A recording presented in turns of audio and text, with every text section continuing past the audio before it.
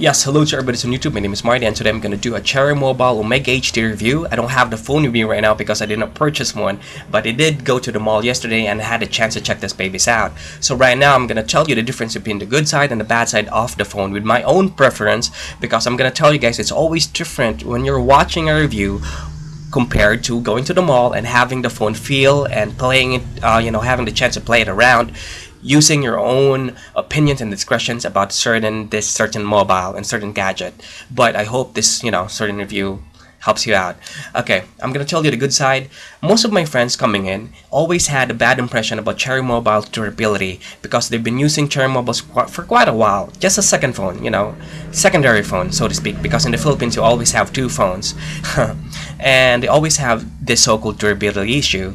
But when I got the chance to play around with the phone and touch it, it feels durable in the hand, and they feel the same way as well. And it's surprisingly light, and it's a very compact. It feels like a very expensive phone. It's made of plastic, but it's a hard plastic. So when you hold it, it feels good with the hand. It's really sexy to look at.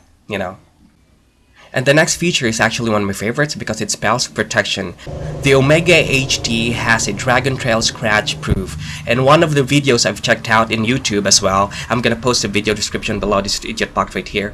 They actually have a scratch screen test proof where they drop keys, they scratch it with cutter and knives, and the phone just seems to be unbelievably Supermanly type like creature. Okay, it doesn't scratch. Am I exaggerating that? I'm just telling you what it is. Okay, so that's the good part of it. And the next feature that I really love about it, which is one of my favorites, I keep on saying favorites, I'm sorry, because I just can't believe the kind of features and capabilities they put in this phone, considering the price range, man. It's really cheap, NUHS HD display makes every viewing experience crisp, clean, and awesomely beautiful. If you compare it with the iPhones and the high-end phones out there, it almost feels like the same. Considering the price, come on! And right off the box, it comes with the Android Jelly Bean 4.1 and also the internal memory of 4 GB, which is also expandable up to 32 GB using micro SD. I don't know what's going to happen when you try to put in micro SD that consists of 32 GB. I don't know with the performance because I haven't tried it. Maybe it will slow down or whatnot. I don't really know. So those are the advantages that I see on this phone. Okay, let's go to the downside. This phone lags when you're playing games. I've tried playing with it with the FIFA and the NBA Live, and then this phone lags, okay? But considering the price, what can you expect? You already had too much, so it's time for them to take back some.